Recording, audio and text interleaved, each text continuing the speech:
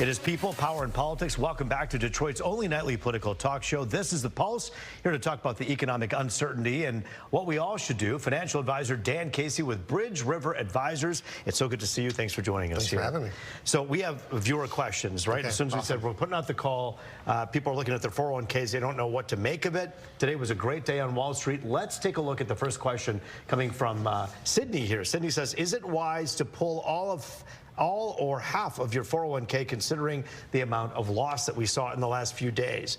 How do you navigate this, and what would you tell Sydney? Yeah, absolutely not. Do not pull out. This is panic selling. And last time we talked, that's what I said. I said, do not sell. This would be panic selling. That's a big no-no when you've got money in the stock market.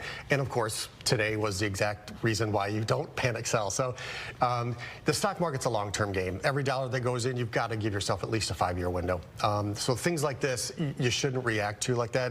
And if you are close to retirement or in retirement, well then you shouldn't maybe have that much in the stock market if you're gonna freak out this much. So you should be in bonds or something else, right? Something a little safer. Yes, something else. Close to retirement. Bonds is safe-ish, but in 2022 they dropped 22%. So when the Fed was raising interest rates, so bonds have their own thing. So yeah, it's matching your risk tolerance and your age and where you are in life to the proper investment. We're keeping you in business, man. People have a lot of questions. Phone ringing off the hook. Headley has a question as well, and Headley, we thank you for your question here on The Pulse. A heady question from Headley, talking about harvest losses, how do you rebalance a portfolio with all the sell-offs, and then he goes on to talk about the age differential. In other words, if you're of different ages, you know, a 28-year-old should act differently than a 61-year-old. Absolutely, yeah. Talk about what people should be thinking about relative to age. Yeah, so when you're young, this should just be a blip in the long-term map here. So, and you should just keep what's called dollar cost averaging, which means just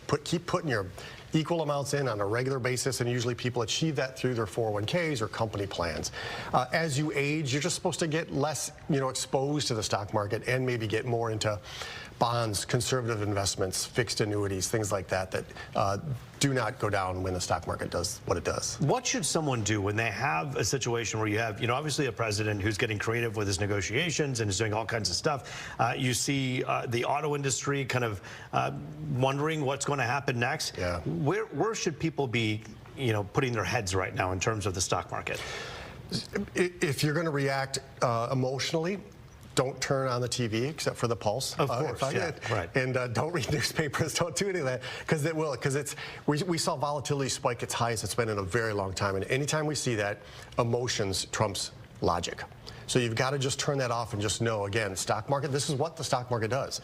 So you've got to learn to not react when it does this. And if you needed to touch your money in a very soon, you should not have that bucket of money in the stock market. When you hear about the tariffs being paused for 90 days, so for 3 months now, is there something people should be thinking about relative to the 3-month pause? So, the stock market did something amazing today, which is go up in 3 hours what it normally does in an entire year.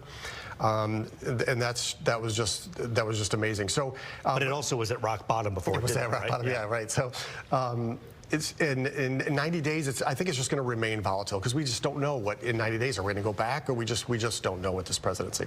Oh, it's such an interesting one. And Dan, we thank you for your objective analysis of this. The S&P posted the best day since October 2008. The Nasdaq best day since January 2001.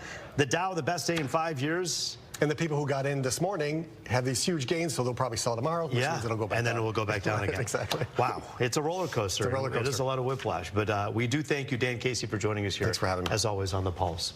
That is The Pulse for tonight. As always, we thank you for watching. I'm Roop Raj. Have a good night, everybody.